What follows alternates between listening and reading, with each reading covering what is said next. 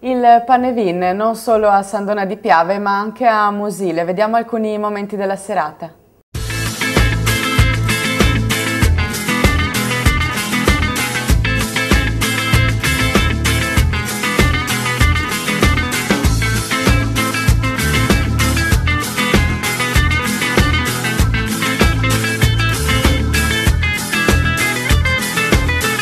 Il tradizionale Panevin di Musile in chiusura delle feste natalizie è stata un'occasione di ritrovo, ma soprattutto ha offerto ai politici locali lo spunto per un augurio in prospettiva di un 2013 ricco di buoni propositi e che sia favorevole anche dal punto di vista economico, nonostante le faville non si siano orientate nella giusta direzione come richiesto dalla tradizione.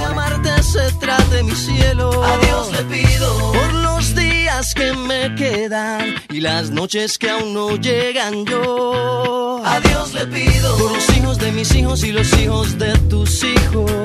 A Dios le pido que mi pueblo no derrame tanta sangre y se levante mi gente. Il sindaco di Musile ha approfittato del contesto conviviale per esprimere i suoi migliori auguri per una festa che coinvolge tutta la città e ha voluto ringraziare la Proloco locale e la Protezione Civile per il loro intervento in una festa che è uno degli appuntamenti fissi per i cittadini musilensi. Un segundo más de vida yo. A Dios le pido que si me muero sea de amor y si me enamoro sea de vos y que de tu voz sea este corazón todos los días. A Dios le pido que si me muero sea de amor y si me enamoro sea de vos y que de tu voz sea este corazón todos los días. A Dios le pido. Anche il rappresentante della Proloco, Luigi Nolessi, è intervenuto durante la serata. Ci racconti un po' come avete organizzato la giornata di oggi?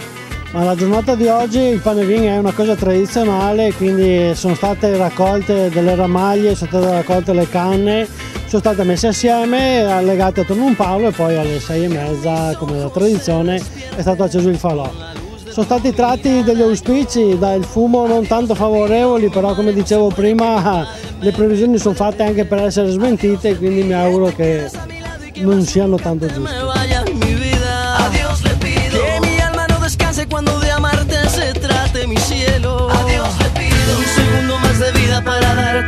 Quale sarà il prossimo appuntamento importante?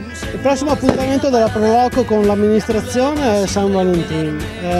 Ormai penso che sia una delle feste che, non so, saranno 60-70 anni che l'amministrazione lo fa. La Proloco poi l'ha rivitalizzata e quindi dal 10 al 17 febbraio abbiamo San Valentino assieme all'amministrazione.